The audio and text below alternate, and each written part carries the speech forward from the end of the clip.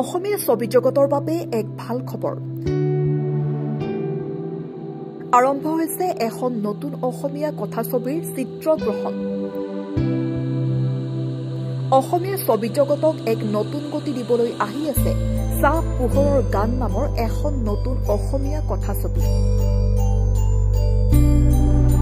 দেওবাৰে শুভ মুহূৰ্তত সম্পন্ন হয় নতুন অসমীয়া কথাছবি চাহ পোহৰৰ গানৰ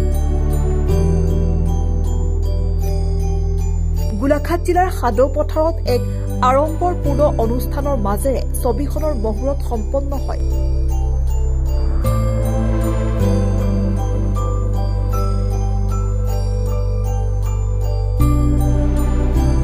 গগৈ ছন্স কোম্পানীৰ বেনাৰত নিৰ্মাণ হ'ব লগা এই ছবিখনত অভিনয় কৰিছে জনপ্ৰিয় অভিনেতা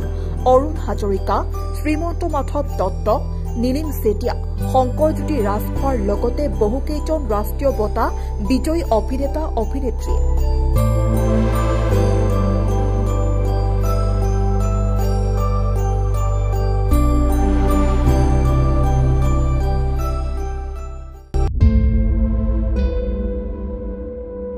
ছয় মাহ ধৰি শ্বুটিং চলিবলগীয়া চাহ পোহৰৰ গান চিত্ৰনাট্য কৰিছে ৰাষ্ট্ৰীয় বঁটা বিজয়ী নাট্যকাৰ দেৱজিৎ ৰাজখোৱাই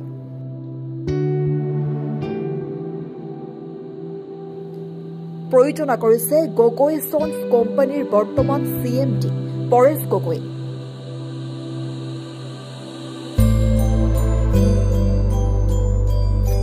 এজন কৃষকৰ জীৱনৰ মৰ্মবেদনাক লৈ নিৰ্মাণ হ'ব লগা ছবিখনৰ জৰিয়তে দৰ্শকে এক নতুন সোৱাদ ল'ব পাৰিব বুলি মন্তব্য কৰে চিনেমাখনৰ নাট্যকাৰ দেৱজিৎ ৰাজখোৱাই আৰু গগৈ ছন্স কোম্পানীৰ CMD পৰেশ গগৈয়ে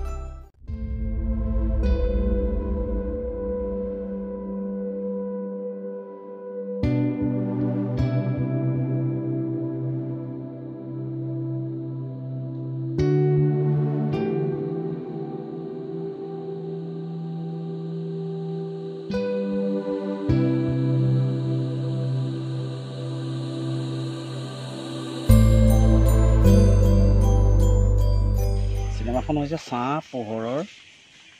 গান বৰ ধুনীয়া মানে নামটো এটা মিঠা নাম কৃষিজীৱী মানুহৰ সংগ্ৰাম শ্ৰমজীৱী মানুহৰ সংগ্ৰাম চিনেমাখনৰ মূল বিষয়বস্তুৱে সেইটো আৰু তাক লৈ পেলাই শ্ৰমজীৱী মানুহখিনিয়ে যিটো কৃষিজীৱী মানুহে যিটো সপোন দেখে সেই সপোন ক'ৰবাত মষিমূৰ হৈ যায়